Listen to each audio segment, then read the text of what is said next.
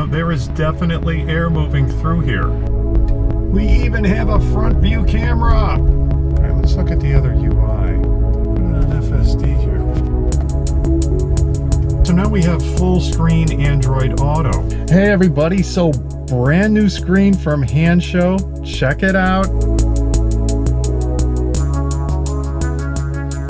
So this is their F9 screen, and I say this with so many of their new screens, but this may be the best one yet, okay? It's got to be my favorite because it's incorporating a lot of things that I like. One of the big ones, front view camera. Okay, we've got a front view camera is back. If you know, my car is very low and it's very easy to scrape the front on curbs, maybe speed bumps, anything. Anyway, my front end is very low. All right, personal issue. Android Auto, CarPlay. It's got a lot here. Screen is large, and also venting. It has venting. There are air vents built in, so we don't lose 100% of the airflow. So I'm going to do the usual. We do an unboxing, take a closer look at the screen, all of the different features on the bench. Then we do a full install. This one gets mounted to the dash, plugged to the computer, and then we also have to mount the camera. I show you how to do all of that. Then we walk through all of the features, do a drive, tell you what I like, what I don't like. Also, depending on your model, there will be some challenges in terms of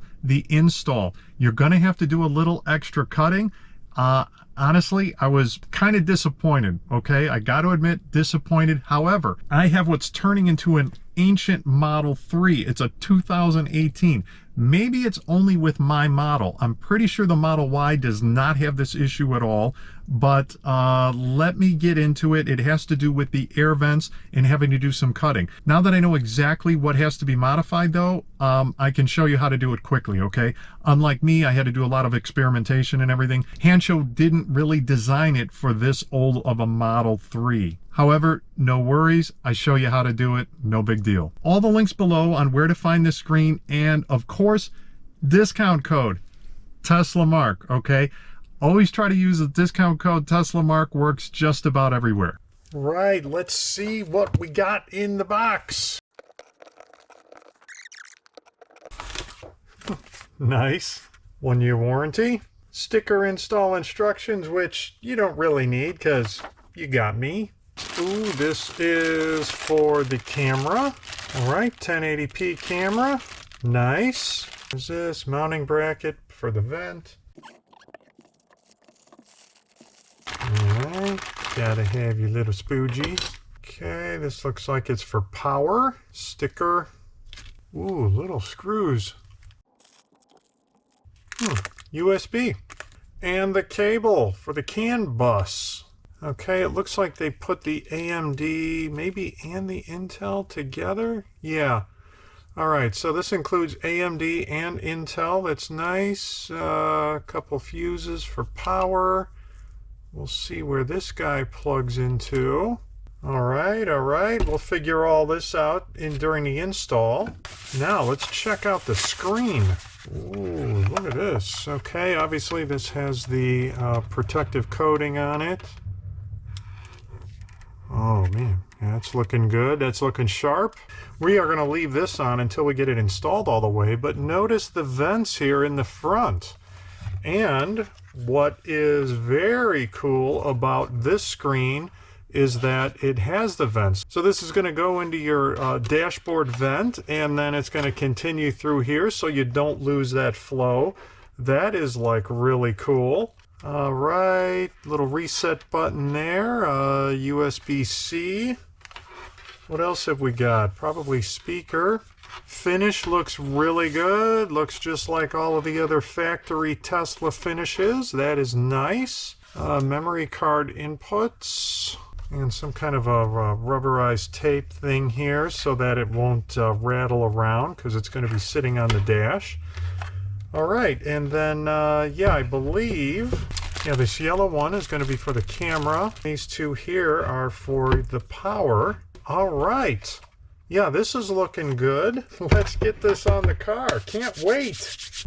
Okay, what we're going to do right now is just try to find a center spot for this screen. So, you can see these tabs here. They're going to go into your these lower vents. And just kind of set it there. and take a look, you know, left and right, and there are different holes in the venting down there that those tabs go into, and just kind of pick a spot, sit back, take a look at it, and I'm going to try to set it a little bit off center to the right, just because, you know, when you're looking, I'm going to be looking a little bit to the right, but completely up to you. And then what I am going to do is take a piece of tape and where am I going to mark this? Just kind of off to the side here where this tab goes in. Right there, so I know where the screen goes. And now we're going to take this dash off, bring it outside, and install this behind it. And this is going to screw into these tabs back here and hold it onto the dash. So I'll show you how all that goes. So let's get going. All right, using one of the pry tools. Actually, I'm not even sure you need a pry tool for this, but it's better if you use it. But we got to get both of these off. There's one on the other side too. Okay, now this should just come straight up.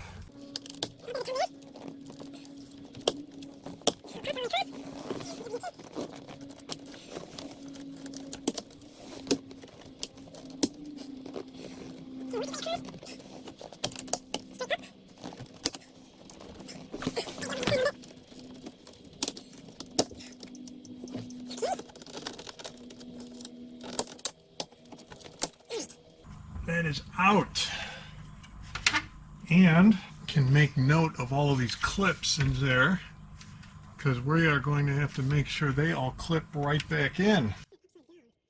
Right, so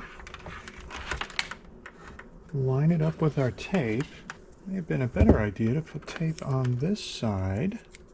What we have to do is put these wires through these little slots here, and this is going to be in the first hole.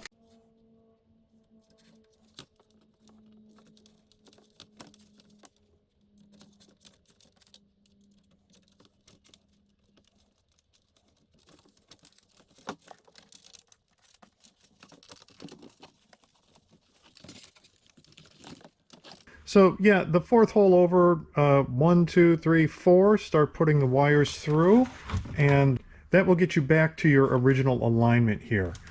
All right, now we're going to mount the plate on the back here, which will keep the screen tied down. And it will go here like this, and we'll be using these little bitty mini screws that they gave us. We have to run these wires through here.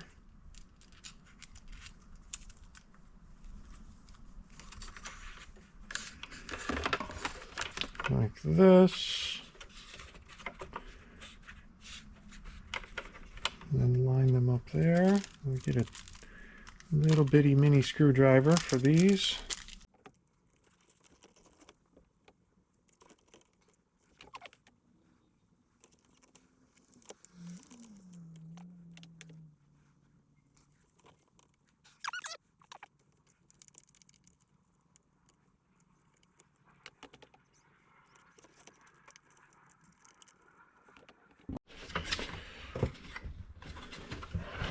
Okay, now that we've got this securely mounted on our dash, let's get the dash back in the car.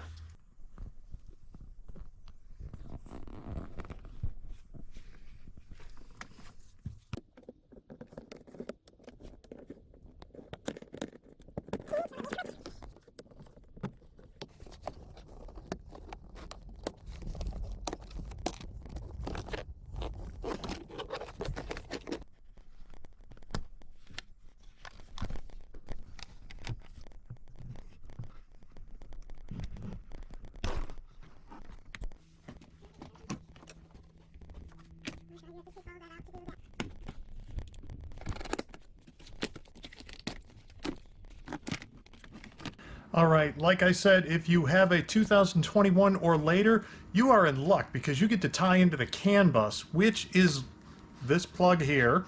It is located underneath this panel. So Once you remove this, which you have to remove either way, no matter which method you're using, you will see if you have these plugs or not, and I will show them here shortly.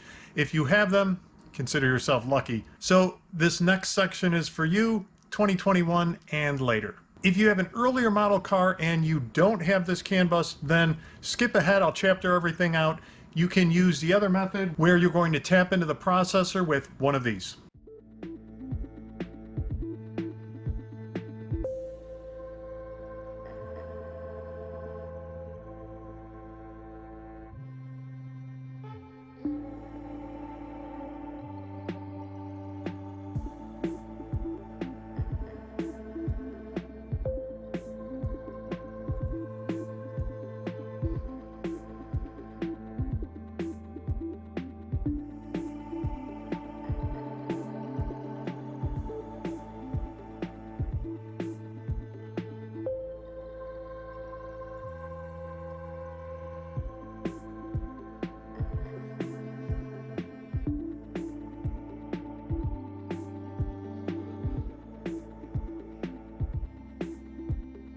Okay, so this is the most challenging part.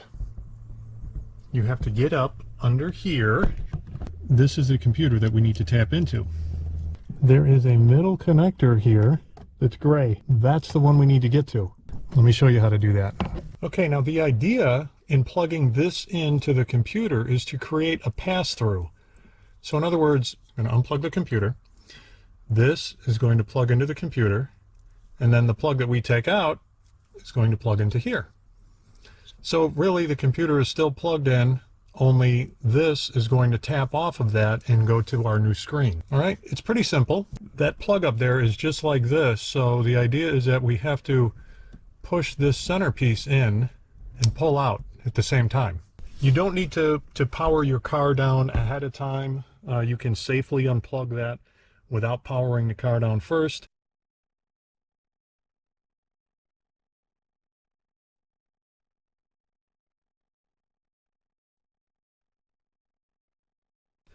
Once you pull it out, obviously the screen and everything powers down.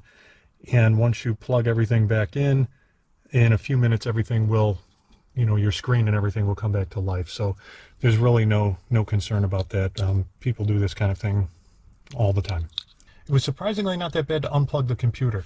I was basically able to get my one hand up there and push down and hold it pretty much just like this and pull it out.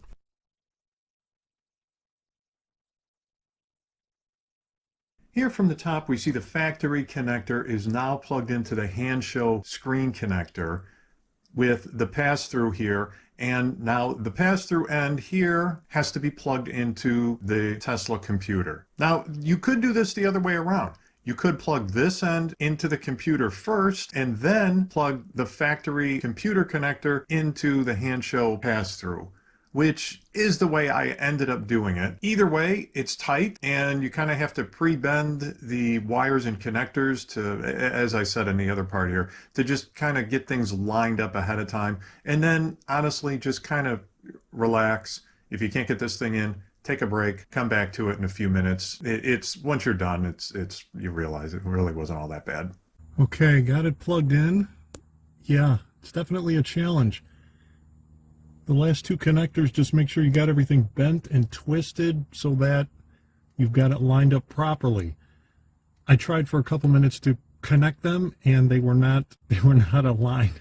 I had it the opposite way. The connector only goes in one way and I had it the other way.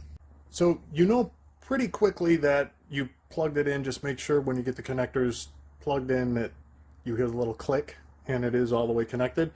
And pretty quickly, because all of a sudden you hear some humming and things, you hear the car power up, and after, I don't know, 30 seconds or so, you'll hear the main relay click, and then your screen will turn back on. When all that stuff comes up, as long as everything's plugged in, you're good to go.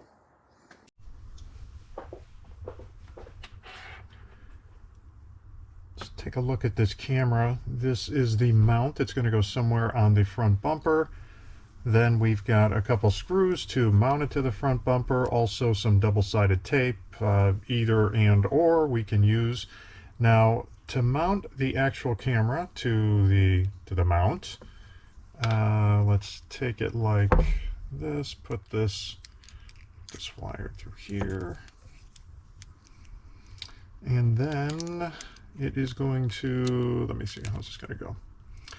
Okay, like this. We're going to go through these two holes here with these little bitty screws and mount the camera to it. Let me see, do we want to do that first? Yeah, we're going to want to do that. Well, yeah, we're going to want to do this first. It's going to be more difficult when it gets on the car to be able to do this. And then we are going to mount this to the car, and I'll show you how to run this cable to the actual screen.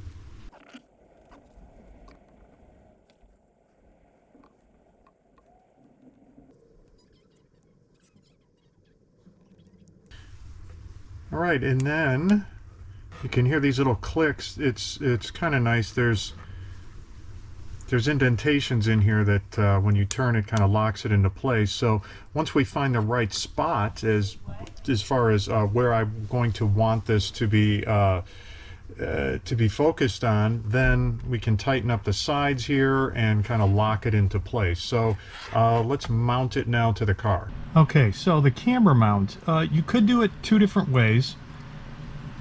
You could simply mount it down here like this and get a straight shot, you know, to the front of your car. However, I think the most important reason for having a front-mounted camera is so that you don't run the front of the car into some kind of a curb or whatever.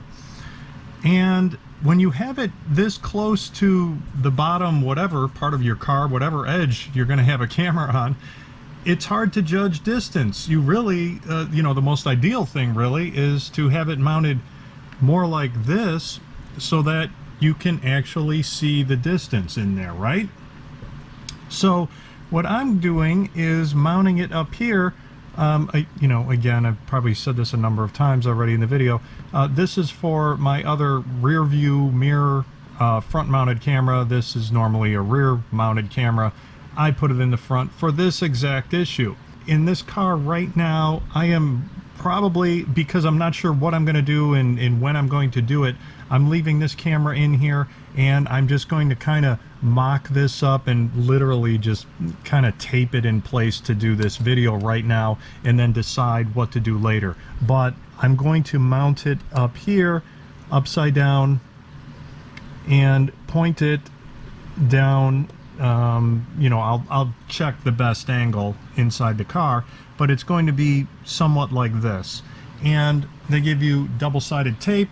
Just make sure you clean this surface down here. I recommend putting it back here where it's kind of a little black area, and leave some room here with the cable to be able to pull this out and mount it up and deal with this. Now, you have to keep track of this. There's a little arrow on the back of the camera that tells you which end is up, because if you mount the camera the wrong way, your image is going to be upside down. So when I mount it this way, arrow's pointing up, right? If you mount it this way, it would be upside down, the arrow's pointing down.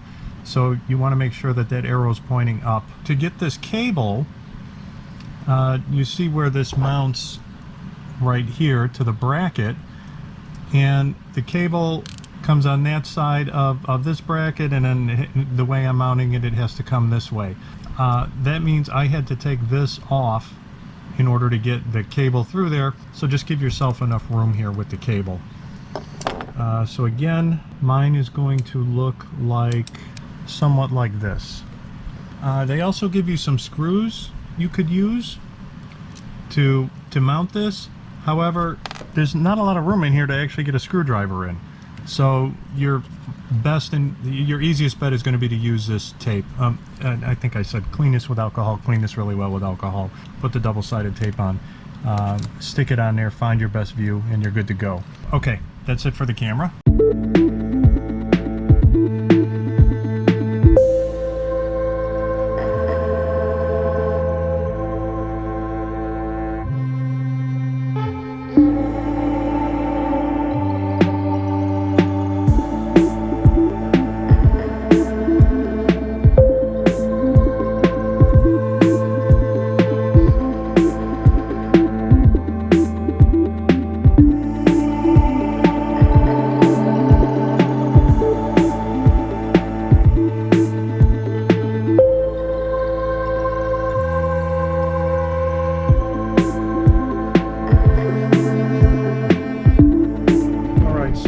did was run a wire.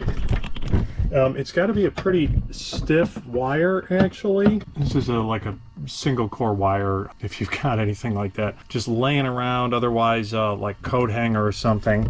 And it's basically this rubber flap here, and I kind of moved it over a little bit down here and just pushed it through. And let me show you where it came through on the other side.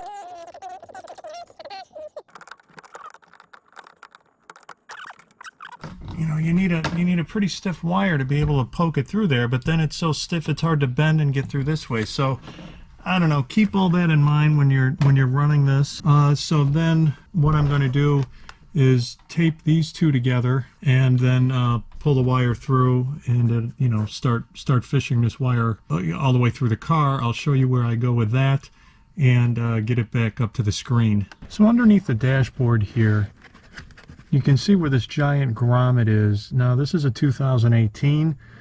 They all have some kind of grommet though somewhere under here that looks like this, and this is where you want to run wires through. Now these orange ones are Tesla wires. This other black one here is one that I ran for my other camera. So I'm going to run another one right above that, and the way to do that is to find something like this, really sharp, and pierce a hole. I'm going to pierce a hole right through here. I kind of need to get the camera and everything out of the way, but I'm going to pierce a hole through there. Then what I'm going to do is run like this wire through there. This wire is pretty stiff. Again, you got to use something like a real stiff wire, coat hanger, something like that, and poke that through, and it's got to be long enough, and I'll show you where that's going to go under the frunk in the firewall, and you're going to be able to grab that, and this is your fishing line, and you're going to pull it through. You're going to tie the other end of the connector, the camera connector, to this, and then you're going to pull it back through. All right, sound easy? Yeah, it is. So there it is. Poke the hole, push the wire through. I may have to push it through a little bit more, and I'll show you where it is on the other side. We're just going to keep pulling it through a little bit more. And if we look behind here, oh, this is hard to line up. Okay, so I think you can see back there where it comes through on the grommet. You can see the orange wires and then the red one. And I'm just going to grab the red one, pull that up here, and then tie the camera connector to it, and then pull it back through. All right, so here it is in the car, pulled it through. What I did, if you can see, I didn't layer the wire on top of the other wire like this. I kind of put it tip to tip. Well, I did put it tip to tip and taped it up that way because it may have been too thick to get through the grommet. But yeah, this pulled through pretty easily. So we are going to finish running this, and we're going to run it up through there, just basically following the same spot as the other camera wire. It's going to come up here, side of the dash, top of the dash, all the way through.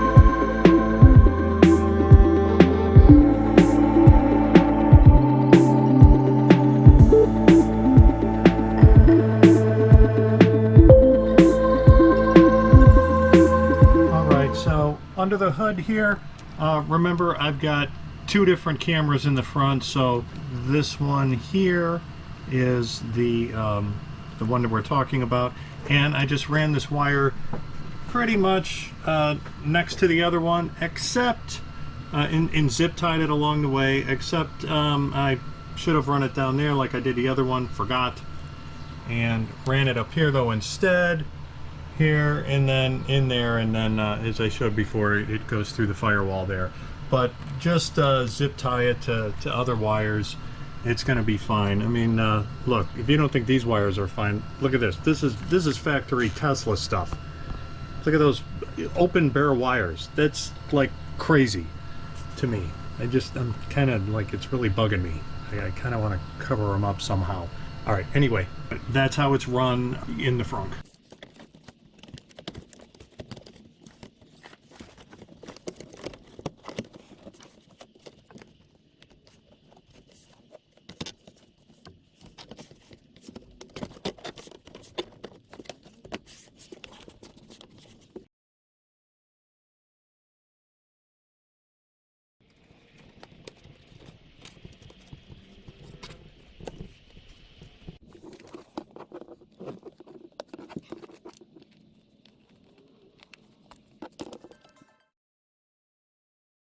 Can see where I ran the wires, again avoiding all of these clips.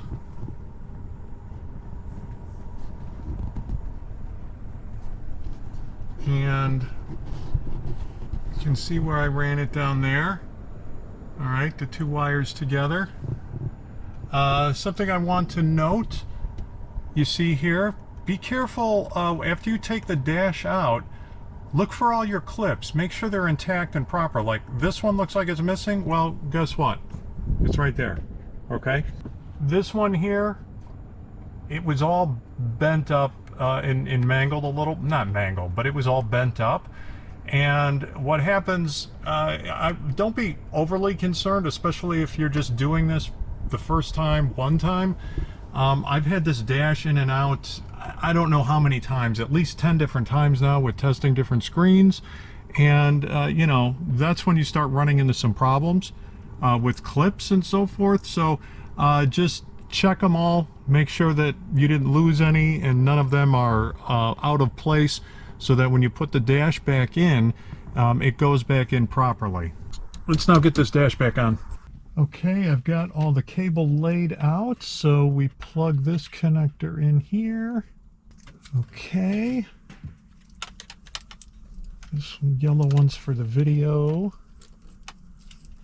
And these are our other signals. Here and here, and they only go in one way. You kind of turn them a little bit, and then you can plug them in. Right, here is the camera. Here it is. Okay, camera. Now, it's a good idea to plug this in even before you mount it to the dash, because you don't want to find out that this doesn't work and then do all this work, get your dash down, and then have a problem. So now let's get these cables in a place where they're not going to be bouncing around so much. You don't want them over the clips, and you don't want them blocking any air vents. So let me put this piece here. Keep these big chunks down. All right, and then in general, I think we're going to be okay.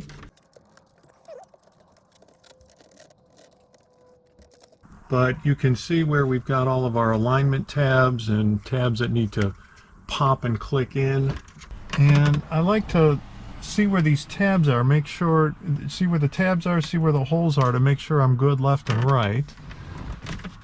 And then we have to watch for this piece here, because now we have the screen has to go underneath the dash here, this upper dash.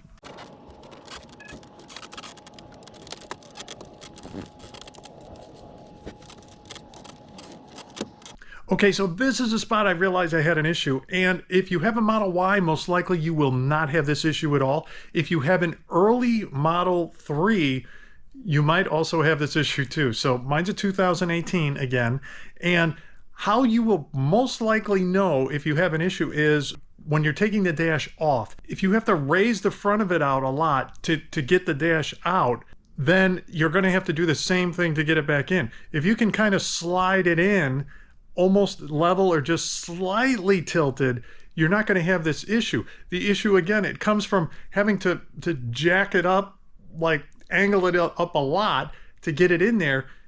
That's when that screen, it won't go into the vent. So when you're taking the dash out, see how it goes out, see how it comes out, see how it goes back in. That's going to tell you if you're going to have an issue or not. So if you're going to have this issue, pay attention to the next few minutes. I show you what to cut off, how to do it.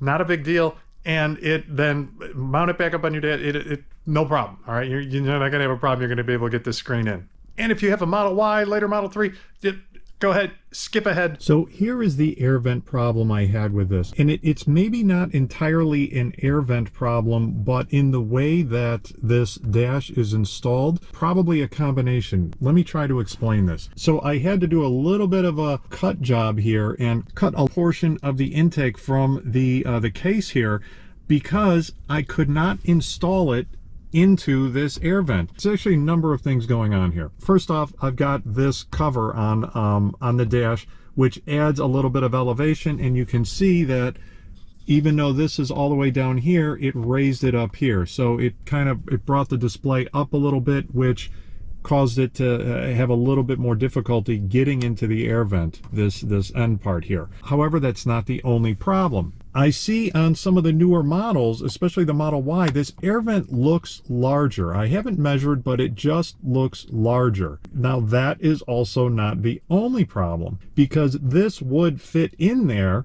if during the install, this dash has to be tilted way up to kind of get it into place, kind of push it into place, get a bunch of the tabs into place, and then it has to come down. So when it's up at this angle, there is no way for this air intake that was here to get in there. You couldn't, you have to slide it in straight, but you can't install it straight. You got to tilt it up like this. So all that said, this does work, and I'll show you where you have to do the cut, but with this cut off the way it is, the install was really no problem. And you're still getting the airflow that's expected from here. All right, so what we basically have to do is cut this plastic to get it to fit somewhere along this angle here, which is a bummer, but there's really no other way to get this screen to work in the car with this size of a vent.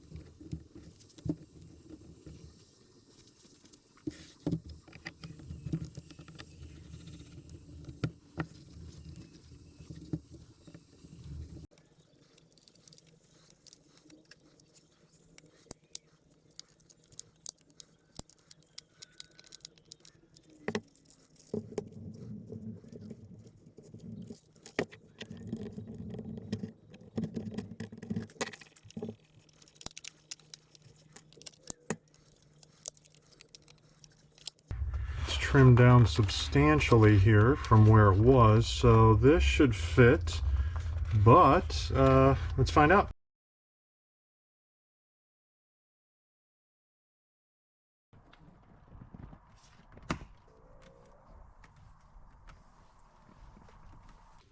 Let's pop these guys back in.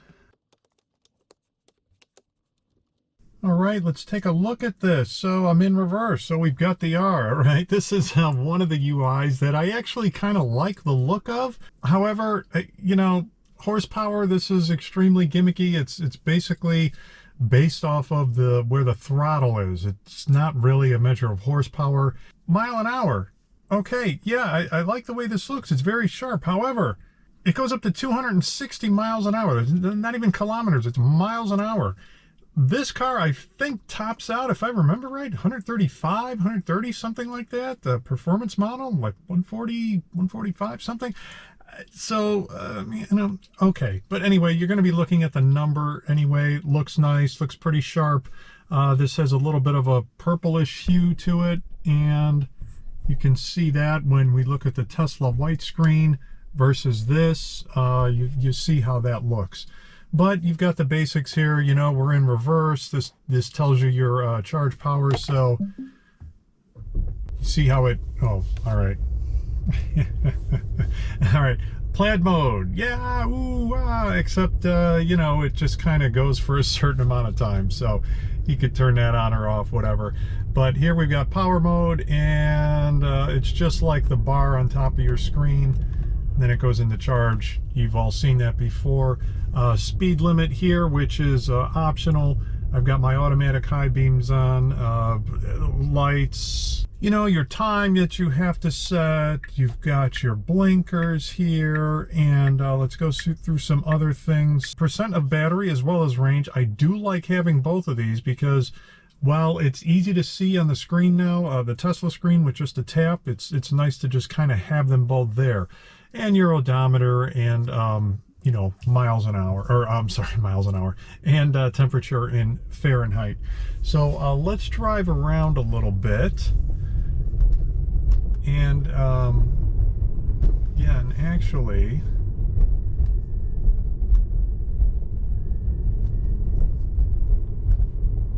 and I think you can see here that the mile an hour tracks very well with what you see on the Tesla screen here, like all of these screens do. It's pretty nice. So let's see what else we've got here in terms of options.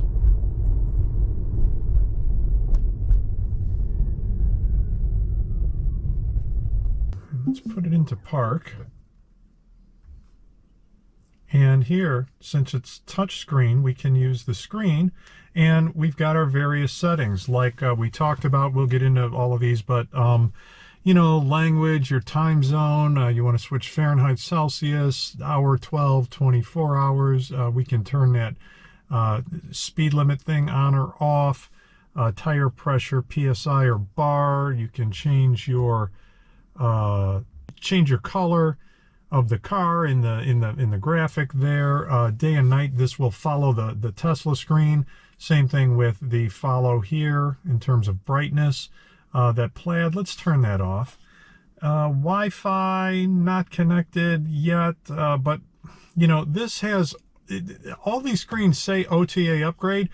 I'm not sure they're ever going to do that, however, though. They do have some of the screens you can put a 4G card into, or maybe even a 5G card, SIM card. But maybe those will do it. But most of these screens do not have over-the-air updates.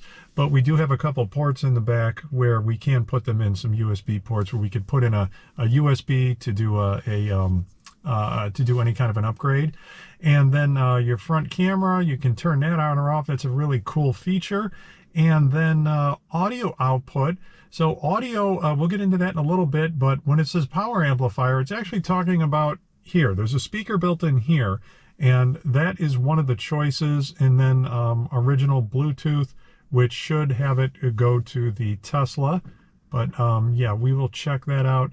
And then when you do the when you hook up to Android Auto or CarPlay, you can do split screen or full screen. And I don't want to change that right now, but we can return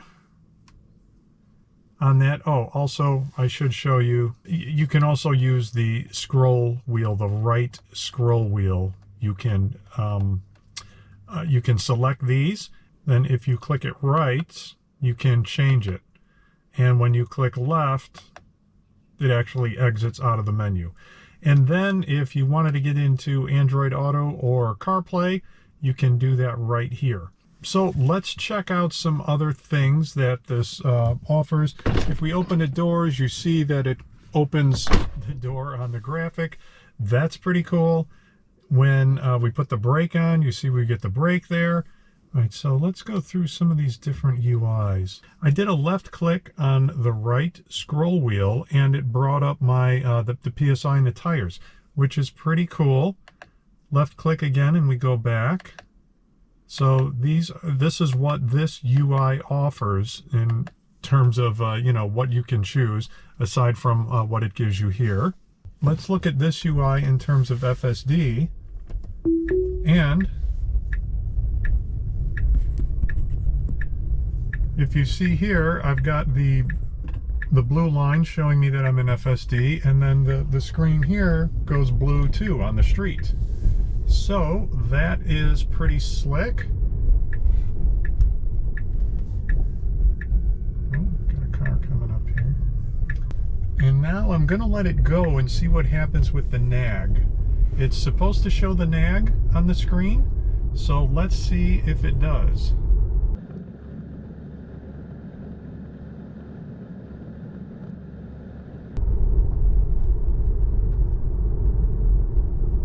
Oh, there we go. I was actually watching the road, but the nag showed up just like it should. So I'm going to actually turn this off now. Nice.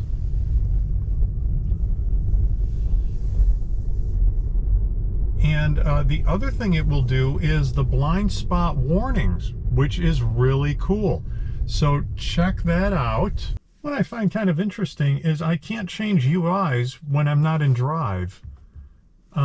That is, I don't know, it seems a little strange to me, but okay. So let's put it in the drive, and we see it kind of leaves off a little bit where I was. So you can swipe here, and oops, I didn't mean to click. So you can swipe to get into your various options of following distance there. That's kind of neat. And then theme, okay? Theme is where we go into our UIs. So let's check this one out. All right, this looks pretty good. I haven't actually seen this one yet, so let's drive it and see what happens. Oh, something else that I noticed, if, let me see. Yeah, see how it kind of shows the road curving as I turn the wheel? A little bit of a dynamic road change there. That's kind of neat, you know, okay. And then also speed again, going up to 260 miles an hour, you know, okay. Little wish casting there, I guess. So here, you know, while you're driving, you can actually go into setup and change things. Here we got the following distance. You've got your CarPlay, Android Auto, which we'll get into in a little bit. But you know, this is pretty neat. It's you know, fairly simplistic. Not bad, not bad. But let us change to which one haven't we tried? This one. So this one is even more simple. Very basic. Again, you can see the road changing as I turn, and then all of these work the same in terms of the road turning blue. The nag works on all of them. Brake lights, headlights, all of that works the same on all of these UIs. So, and then you can also see that it's got the little steering wheel there too, to also show you that you are in FSD. Nighttime view, looking good. I don't know, I might like the way it looks better at night than in the day. Maybe I'll put it on, I don't know, maybe it's just because everything's dark, but I don't know, maybe I'll put it on dark during the day. All right, let's look at the other UI. Okay, this UI is looking pretty good too. Put on an FSD here. Yeah, looking sharp, looking sharp. Now let's try the other UI. And yeah, this UI, I'm sorry, this one's a little bit boring. But, you know, you like the simple view, this is it. All right, let's move on. Let's talk airflow here now, because that is a big part of the screen, which is pretty unique, okay? Most of these screens really just block any airflow that you're getting from your vent. This one does not. However, I don't think it's very difficult to tell, though, that this airflow slot here is not nearly as big as the one they give you here. So even though you've got the vent blowing into the back of this thing and coming through here, yeah, you're definitely getting airflow here. I can feel it. It's coming up through here, obviously, but is it as much airflow as you're going to get through here? Well, I've got to be honest. No, it's not. It can't be. You know, again, you've got smaller vents here. It's just not going to be able to move the same amount of air. However, is it better than just having a straight screen with no vents at all? Yeah, definitely. I mean, I can feel the air. You know, there is definitely air moving through here. Just, you know, feeling over here, it's not as much. I mean, you know, I'm going to be honest there. But it's not 100% blockage, but it's also not 100% flow. All right, so let's connect Android Auto. See how this goes. Please connect Bluetooth. Okay, we'll go into my Bluetooth here. Okay, there it is, pairing. Pair. Connecting. Okay, we are connected, and all right, it is automatically pulling up everything I've got going on in Android Auto. So, oh, hey, check that out. It just switched to dark mode. We've got, I don't know if you were able to see that or not, but that follow, you know, that setting in there, it basically is following the screen, so that works. What happened to my Android Auto? So let's get back in there. It kind of took that out. All right, so here we are. If we wanted to go into Spotify, different setups here. All right, all the various apps that you have with Android Auto. All right, this is pretty cool. Now, I was wanting to see how the audio lined up. Do we get it through the Tesla? No, I didn't want to play that on a camera, but the audio is going through this device right now, and what that is coming from is that setting that I was telling you about. So I'm going to use a scroll wheel and hold that left to get out of this, and then I'm going to go into settings and change this original BT. So I'm assuming that means the original Bluetooth that my phone was connected to. Just like if you were to use Spotify from your phone, you have to set this up to, you know, your Bluetooth, just as you would, again, if you have your Spotify set on your phone, you Bluetooth from your phone over to the Tesla. That's what I have right now, the same thing as usual, but you obviously can't be on the radio, you've got to be on Bluetooth, and then here Android Auto will work, your Spotify works from here, and it plays through the Tesla audio. So yeah, it's pretty slick. Apologize for all the glare, but let's check this out. I want to talk about the front camera right now. We have to make sure that the front camera is on, and obviously you have it hooked up and that whole deal. Let's exit out of here. There's a couple different ways that the front camera view will show up on the screen. One of them is to hold or push the right scroll wheel in and hold it down for a few seconds, and boom, front camera view. Notice here, it looks like, you know what? This view is almost ideal for me. As I talked about before when mounting the camera, I wanted to get my lip in here, so I've got I vinyl wrap my front lip, that's why it's black, and I want to be able to see this in the camera view so I know exactly how close I am to a curb or whatever. So as we can see, when you're pulling into things, you're getting closer and closer, it's pretty nice. Now look, I'm not going to get that close because in this case I think my front bumper might hit up here and before the lip hits anything, but you get the idea. This is fantastic. It's a pretty good view. This is a fisheye effect is why it's like this. Now we could also obviously tilt the camera up a little bit if you wanted a different kind of view. Now let's look at a different way that this camera activates. All right, it's a bright, nice day. Apologize again for the glare, but check this out. So the other way we get the camera view on is pretty nice. Let's put it in drive and check it out. We're rolling slowly, going into the garage. So it's going to put the camera on. It puts the camera on for the first few miles an hour. So this is pretty nice. And then, and I already showed that, you know, then you're going to put it in park once you, we are, and then everything resets. But let me show you what happens. Obviously, if you're on the road, this camera will shut off after a few miles an hour. Let me show you that. I've got it in reverse, so no front camera view. Doesn't need it. All right, front view camera automatically turned on, and it will go until we go over 20 miles an hour. Automatically shuts off. Pretty cool. As we showed during the unboxing, we do have a reset button and then a USB-C port.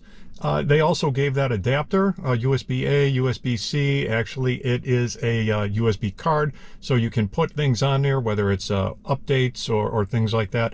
Plug it in, and you're good to go. Couple more slots over here, a memory card, and also for a SIM card, which I don't have a SIM card to put in there. I know some of the other screens had, you could also put SIM cards in there and do, I think, 4G, or if you have that, you could do that on the screen. Okay, so what's good, what's bad? What's good? Very sharp display. The thing, it just looks good. Graphics good, high resolution, looks sharp.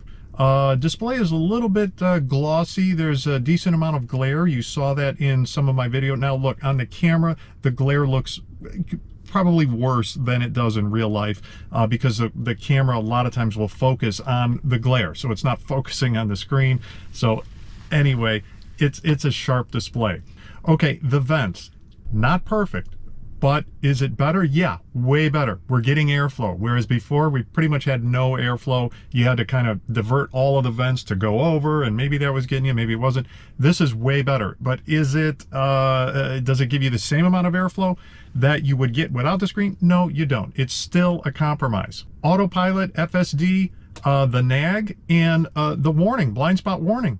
It's showing up, all right? It's showing up. That's a rarity. A lot of the screens will have one or the other, especially, remember, I've got a 2018 Model 3.